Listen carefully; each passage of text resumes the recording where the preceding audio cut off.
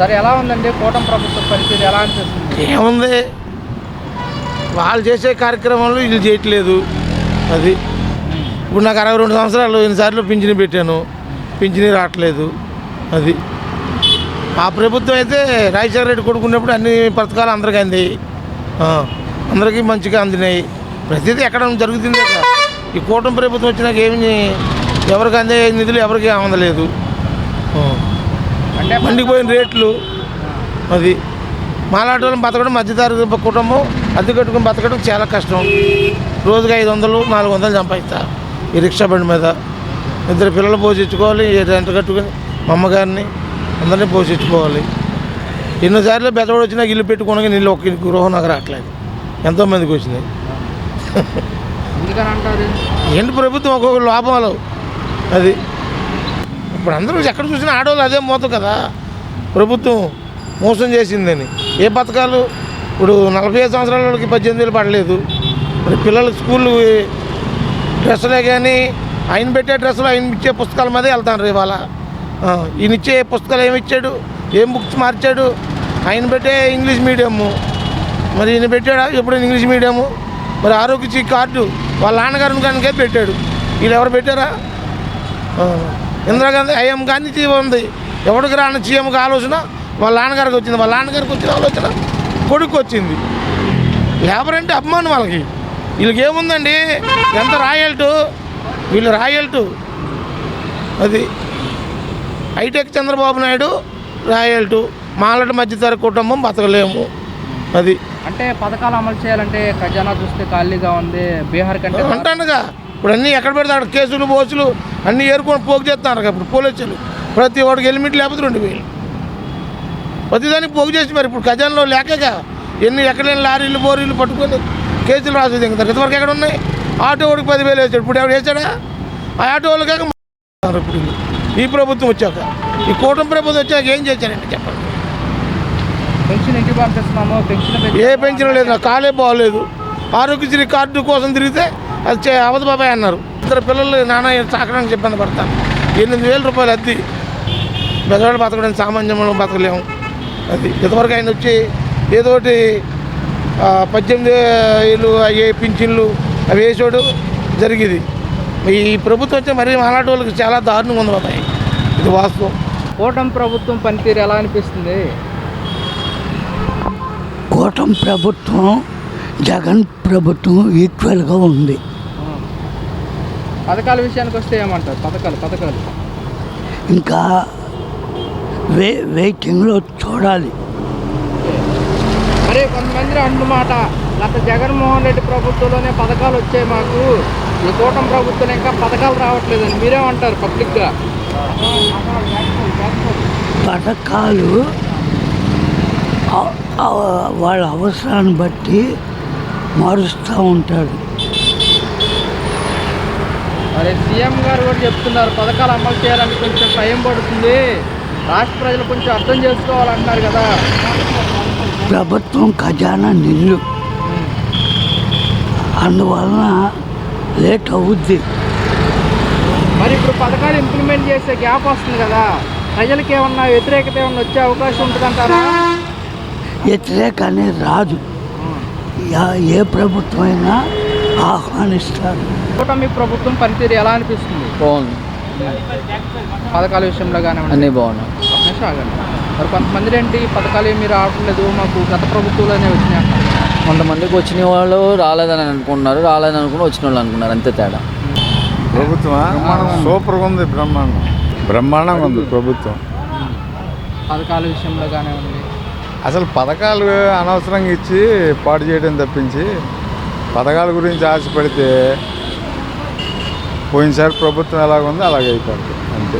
మరి ప్రజలు మాకు పథకాలు రావట్లేదు, గతంలోనే వచ్చినాయి అంటున్నారు కదా. 100కి 10 మంది 20 మంది అనేది 80% పథకాల గురించి ఆలోచించడం. కష్టపడాలా, చేసుకోవాలా, మన రూపాయి మనం సంపాదించుకోవాలా, ఉపాధి అవకాశాలు కల్పిస్తే చాలు. పోయిన ప్రభుత్వంలో మనకు ఉపాధి అవకాశాలు లేవు, ఉన్న ఉపాధిలే పోయినాయి. మరి పథకాలకి అలవాటు పడ్డోళ్ళు మా పథకాలు రావట్లేదు 20%ఏనండి ఉంది, 80% ఆ పీపుల్ లేరు. విద్యా దీవెన అన్నారు, అది అన్నారు, ఇది అన్నారు.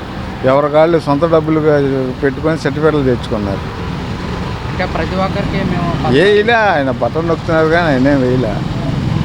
ఇప్పుడు 70 మంది స్టూడెంట్స్ ఉన్నారు క్లాసులో, ఒక 30 మందికి 20 మందికి వేశారు. మిగతా వాళ్ళు వాళ్ళ సర్టిఫికేట్ల కోసం వాళ్ళ సొంత డబ్బులు ఖర్చు పెట్టుకొని బీటెక్లో జాయిన్ అయిన వాళ్ళు ఉన్నారు. బీటెక్ సర్టిఫికేట్ల కోసం వాళ్ళ సొంత డబ్బులు ఖర్చు పెట్టుకొని తీసుకున్నారు. అంతకుముందు గవర్నమెంట్లో ఫస్ట్ ఇయర్లో కొడితే 4 ఏళ్ళు 3 ఏళ్ళు ఉన్నాయి.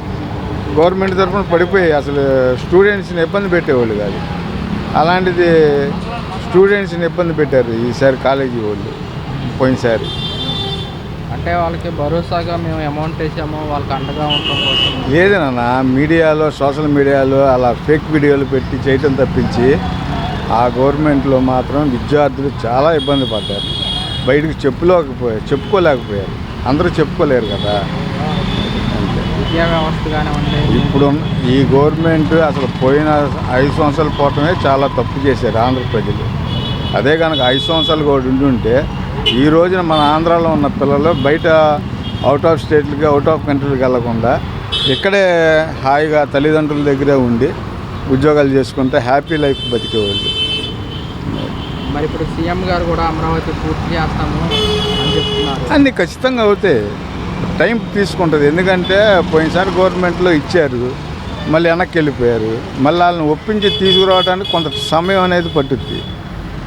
మరి ఆ సమయం కోసం వేచి చూడాల్సిందే. మన కనుక అమరావతి కనుక పూర్తయితే యువతకు కానివ్వండి, పబ్లిక్ కానీ, ప్రజలకు కానివ్వండి, కంపెనీస్, నెంబర్ ఆఫ్ కంపెనీస్ అవని ఏదన్నా అవనే పిల్లలకు కానీ అందరికీ ఉపాధి అవకాశం అనేది దొరుకుద్ది. ఈ గవర్నమెంట్లో ఉపాధి పొద్దున్న లేచే సాయం దాకా కష్టపడతాడు, ఆయన రూపాయి ఆయన తెచ్చుకుంటాడు, తింటాడు. నలుగురికి సాయం చేసే పరిస్థితిలో ఉండాలి. కానీ మన ఇచ్చే సంవత్సరానికి ఇచ్చే డబ్బులు ఆశపడి అవి 1 నెలలో ఖర్చు అయిపోతే మిగతా 11 నెలలు ఏం చేస్తావు నువ్వు? ఎవరిని అడుగుతావు? మరి ఇప్పుడు జగన్మోహన్ రెడ్డి నేను ప్రజల్లోకి వస్తాను అని చెప్తున్నాను. ఇంకా ఇవన్నీ అసలు అతని గురించి ఆలోచించే పరిస్థితి కూడా లేదు. అసలు అతని గురించి ఆలోచన కూడా అనవసరం. అంటే ఎవరైనా సరే వ్యక్తి మంచి చేస్తే మంచి అని చెప్పుకుంటాం, చెడుని చెప్పకపోయినా అది నిదానంగా తెలుసుద్ది. ఏంటి అతని గురించి అసలు మనం మాట్లాడుకోకూడదు. సార్, కూటమి ప్రభుత్వం పరిపాలన మీకు ఎలా అనిపిస్తుందండి? బాగానే ఉంది, కానీ కొన్ని డౌట్స్ కూడా ఉన్నాయి. క్లారిఫికేషన్ చేయట్లేదు, పబ్లిక్ ఏం ఉపయోగపడేది. అంటే పథకాల విషయానికి వస్తే ఏమంటారు? పథకాలు బాగానే ఉన్నాయండి, ఫంక్షన్స్ అవి కానీ బాగానే ఇస్తున్నారు, టైంకి ఇస్తున్నారు, చేస్తున్నారు. కాకపోతే కొత్త వాళ్ళకి ఎలిజిబిలిటీ లేకుండా చేస్తున్నారు. ఇదిగో అది అంటారు, రేషన్ కార్డ్స్ కానీ అవి కానీ. నేను సంవత్సరం బట్టి పోటాడుతున్నారు, 2 ఏళ్ళు బట్టిన. నా పిల్లల పేర్లు తీసామంటే తీయట్లేదు. కార్డులో పెళ్ళి అయిపోయి వెళ్ళిపోయారు, తీయమంటే ఇది కొన్నారు, అది కొన్నారు, అది చేయట్లేదు. గతం నుంచి లేదు, ఉన్నది తీశారు. ఎవరో అనం పర్సన్ తీసుకొచ్చి కార్డులో ఎంటర్ చేశారు. అతనేమో గవర్నమెంట్ ఎంప్లాయీ, అతని మూలంగా పెన్షన్ తీశారు. అది వరకు 50 రూపాయలు తెచ్చిన పెన్షన్ ఇప్పుడు తీసి పారేశారు. వైఎస్ఆర్ ఉన్నప్పటి నుంచే తీశారు. అట్లా దానికోసం రిప్రజెంటేషన్ సీఎంలు పెట్టినా సరే ఇంకా రావట్లేదు, ఇది అని చెబుతున్నారు. మరి ఇప్పుడు కొంతమంది పథకాలు ఏమి రావట్లేదు, గతంలోనే వచ్చినాయి అంటారు కదా. పర్వాలేదండి, ఏంది కాదు, అదో పేరు మార్చారు, ఇదో పద్ధతి అదో పద్ధతి, అందుకంటే ఏమీ లేదు. పెద్ద ఎలిజిబుల్గా ఉన్న వాళ్ళకి లేకుండా చేశారు పెన్షన్స్. అదేంటంటే అది ఎట్టి స్థలం ఉందని, కరెంటు బిల్లు ఎక్కువ వస్తుందని అట్లా వస్తుంది. కూటమి ప్రభుత్వం పనితీరు ఎలా అనిపిస్తుంది అమ్మా? బాగానే ఉందండి. పథకాల విషయంలో పథకాలు అవి బాగానే ఉన్నాయి. అన్నా క్యాంటీన్లు పెట్టారు, జనాలకి అభివృద్ధి బాగానే చేస్తున్నారు కదా. మరి కొంతమంది ఏంటి పథకాలు ఏమీ రావట్లేదు, గతంలోనే వచ్చినాయి అంటున్నారు కదా. గతం ప్రభుత్వం కన్నా ఈ ప్రభుత్వం బాగానే చేస్తున్నారండి. అంటే ఇప్పుడు అన్ని లోతుల్లో నుంచి తీస్తున్నారు కాబట్టి ప్రభుత్వం బాగానే చేస్తుంది. అన్నా క్యాంటీన్లు అవి వచ్చినాయి, పేదలకి అన్నం బాగానే పెడుతున్నారు, రేట్లు అవన్నీ తగ్గినాయి. అది ఇప్పుడు గతంలో మనకి అన్నా క్యాంటీన్ లేదు, అన్నా క్యాంటీన్ బదులు సచివాలయాలు తీసుకొచ్చారు కదా. ఇప్పుడు అన్నా క్యాంటీన్ ఉంది కదా, ఎలా అనిపిస్తుంది మీకు? ఆకలి తీర్చేవాడే దేవుడు అంటారని గవర్నమెంట్ దేవుడు అయ్యాడండి నిజంగానే. ఇప్పుడు మనకి అన్నా క్యాంటీన్లు పెట్టి అది ప్రభుత్వాలు వస్తాయి, ఆ పథకాలు కూడా వస్తాయి మనకి నిదానంగా. చెప్తున్నాడు కదండి చంద్రబాబు, కొద్దిగా ప్రభుత్వం అప్పుల్లో ఉంది, కొంచెం నిదానంగా ఇప్పిస్తానని ప్రజలకి అర్థం చేసుకోండి అని కూడా చెప్తున్నారు కదా మీటింగ్లో. అది అమ్మ మనం సుమారుగా మరి గ్యాస్ బండ్లు కూడా ఇస్తున్నారు కదా, ఇచ్చారు కదా, ప్రజలందరికీ గ్యాస్ బండ్లు కూడా ఫ్రీగానే వస్తున్నాయి కదా. సంవత్సరంలో 3 బండ్లు ఇస్తానని ఆడవాళ్ళకి, మాకైతే గ్యాస్ బండ్ మేము బుక్ చేసుకుంటే మాకు గ్యాస్ బండ్ ఫ్రీగానే వచ్చిందండి. అంటే మేము ముందు మనీ కట్టాము, తర్వాత మాకు బ్యాంకుల్లో వేసారు 810 రూపాయలు. అది ఎలా అనిపిస్తుంది? మా అదే మాకు ఫ్రీగానే వచ్చింది కాబట్టి జనాలకి ఒక్కసారి అభివృద్ధి రావాలంటే రాదు కదా, నిదానంగా వస్తుంది. ఇప్పుడు సంవత్సరం అవుతుంది కాబట్టి అభివృద్ధి నిదానంగా వస్తుంది, కంగారు ఏం పడొద్దు జనాలు. అది మరి కొంతమంది మహిళలు మాకు గత ప్రభుత్వంలోనే 18,000 వచ్చాయి, ఇప్పుడు ఈ ప్రభుత్వం వచ్చిన తర్వాత ఏమీ రావట్లేదు అంటారు. వస్తాయి అని చెప్తున్నారు కదండి, చూడాలి కదా. ఇప్పుడు జగన్ ఎక్కంగానే తొందరగా ఇచ్చేయలేదు కదా, నిదానంగా ఇచ్చాడు కదా. అలాగే చంద్రబాబు కూడా ఎక్కినాక నిదానంగా ఇస్తారు. ఇప్పుడు అన్నా క్యాంటీన్ చూసుకుంటే భోజనం మనకి 5 రూపాయలకే భోజనం పెడుతున్నారు. బయట సుమారుగా ఎంత ఉంటుంది అంటారు? సుమారు 50 రూపాయలు అలా ఉంటుందండి, లేదనట్లేదు. 5 రూపాయలకి అన్నం వస్తుందంటే 15 రూపాయలకి 3 పూట్ల కడుపు మనిషికి నిండుతుంది. 5 రూపాయలకి ఇప్పుడు ఏం వస్తుంది చెప్పండి? అన్నా క్యాంటీన్లు పెట్టి జనాలకి ఆకలి తీరుస్తున్నాడు చంద్రబాబు. అది మరి ఇప్పుడు గత ప్రభుత్వంలో వాలంటీర్స్ ఉండేవారు, ఈ ప్రభుత్వంలో వాలంటీర్స్ లేరు కదా. ఇప్పుడు వాలంటీర్స్ లేరు అని అంటే మన సమస్య వాళ్ళ దగ్గరికే తీసుకెళ్ళి అన్నీ చెప్పుకోవడానికి మనకి నాయకుల్ని పెట్టారు కదండి. నాయకులకి వెళ్ళి చెప్పుకుంటే నాయకులే సమస్యలు తీరుస్తున్నారు కదా. అది ప్రస్తుతానికి బాగానే ఉంది. అమెరికా వాడు పంపించేస్తాడు కాబట్టి తన్ని మన తెలుగు వాళ్ళని కానీ ఇండియా వాళ్ళని వాళ్ళకి ఏదైనా ఉద్యోగాలు, కంపెనీలు, స్కూళ్ళు, కాలేజీ అనిపిస్తుంది. కూటమి ప్రభుత్వం పనితీరు ఎలా అనిపిస్తుంది మీకు? కూటమి బాగానే ఉంది, బాగానే ఉంది, చూడక్కర్లే. పథకాల విషయంలో కానివ్వండి, పథకాలు కానీ అన్నీ బాగానే ఉన్నాయి. మనం లోకల్ జగన్ అక్కడ చేస్తాం. మరి ఇప్పుడు కొంతమంది అన్నమాట గత ప్రభుత్వంలోనే మాకు పథకాలు వచ్చాయి, కూటమి ప్రభుత్వంలో పథకాలు రావట్లేదండి. అవును, బాగుంది. జగన్ తీశాడు, నాకు వీళ్ళు ఇవ్వలేదు. అది మనం తప్పు అనుకుంటే ఎలాగవుతుంది? జగన్ కూడా తీసేయండి ఆడి ప్రభుత్వంలో, మరి వీళ్ళు వచ్చి ఇవ్వలేదు. మరి ఆడికి మనం తప్పు అనుకుంటే ఎలాగండి? ప్రపంచం బాగు చేస్తారో లేదు అది కావాలి, కానీ అక్కడ రోడ్డే పోలేదు. అది ఇప్పుడు ఎలా ఉన్నాయి బాబాయ్ రోడ్ల పరిస్థితులు? బాగున్నాయి.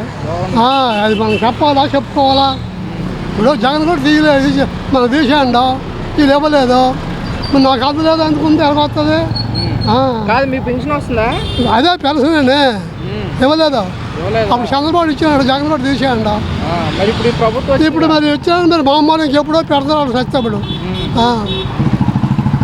అప్పుడు దాకా మనకు రాలేదు, అందలేదు అనుకుంటే ఎలాగా? మరి ఎందుకని బాబాయ్ ప్రజలు మరి తొందరపడుతున్నారు కదా? వాటికి మాకు ఇంకా పథకాలు రాలేదని ప్రజలు తొందరపడుతున్నారు. అవును, ఇప్పుడు ఆ ఇల్లు దోచేసింది, ఇల్లు నా ఇంట్లో దోచేసింది, నేను కాదన్నా. నా ఆకలం అంటే ఎక్కువ జనాలు తయారైన. మరి ఇప్పుడు పథకాలు ఇప్పుడు జగన్ చంద్రబాబు నాకు ఇచ్చినాడు 2,000 రూపాయలు చేసిన చేసినాడు చూడు, 2,000 ఇచ్చినాడు. అప్పుడు నాకు ఇచ్చినాడు 5 నెలలు అయింది. ఏం చేయండి జగన్ చేసినాడు, 4 నెలలు ఇచ్చినాడు. అబ్బాయి మరి రాకపోతే తీసాడు. అప్పుడు అవి దిగిపోతాం. మళ్ళీ ఎక్కడో ఎంపు చేస్తే వస్తుందో చస్తుందో. మన కడుపు మంట అని బిల్డింగ్ రాసేయాలా, ఆడి బిల్డింగ్ ఉంది. జనాలు అనుకోవడానికి ఏముంది? అది తప్పది.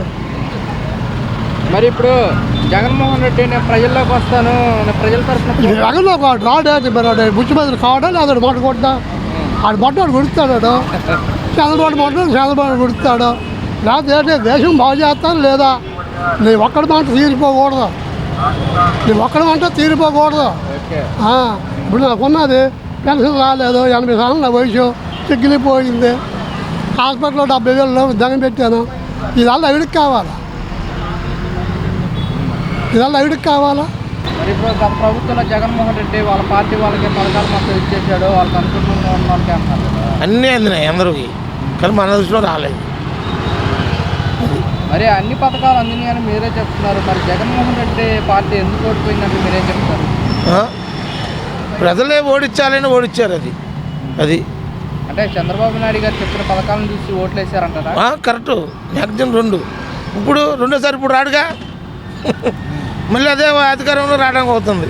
వీళ్ళు ముగ్గురు కలిసి సిండికేట్ అయ్యారండి. లేకపోతే ఎక్కడ వస్తారు వాళ్ళు? ముగ్గురే, ఒకరు సింగలే కదా. అది మరి ఎందుకని వాళ్ళు ముగ్గురు కలిసి వచ్చినా కానీ జగన్మోహన్ రెడ్డి సింగిల్గా పోటీ చేశారు? ఎందుకని వాళ్ళు ముగ్గురు కలిసి వచ్చినా కానీ జగన్మోహన్ రెడ్డి ఎందుకని సింగిల్గా పోటీ చేశారంటున్నారు? శశిరేణుకి గెలుద్దామని దమ్ముండి ఎప్పటికైనా సింగల్గా గెలుస్తాడు, ఎవరిని ఎంటేసుకురాడు, ఎప్పటికైనా పులే అది. మరి ఇప్పుడు వైఎస్ఆర్ కాంగ్రెస్ పార్టీకి వాళ్ళ ఎంపీలు కానీ ఎమ్మెల్యేలు కానీ రాజీనామాలు చేసుకుంటూ పోతున్నారు. చేసుకుని పోతారు, ఉంటారు, పోతారు. ఏం చేస్తాం, మనం చేసేది ఏం లేదు. మరి ఇలా వెళ్ళిపోవటం వల్ల మరి పార్టీకి సంఖ్యాబలం తగ్గుతుంది కదా. వచ్చేవాళ్ళు దీనికి వస్తారుగా, ఇప్పుడు దీనికి వచ్చేవాళ్ళు దీనికి వస్తారుగా. అంటే సీనియర్లే రాజీనామా చేస్తారు కదా. చేస్తారంటే డబ్బులు కోసం దానికి జంప్ అవ్వడానికి చూస్తాను. ఏదో పదవి ఉండాలి కదా, దానికోసం జంప్ అవుతుంది. రాబోయే కాలంలో అదే ప్రభుత్వం మళ్ళీ వస్తుంది. ఏంటి అంత నమ్మకం ఏంటి? నమ్మకం అయితే గ్యారంటీ.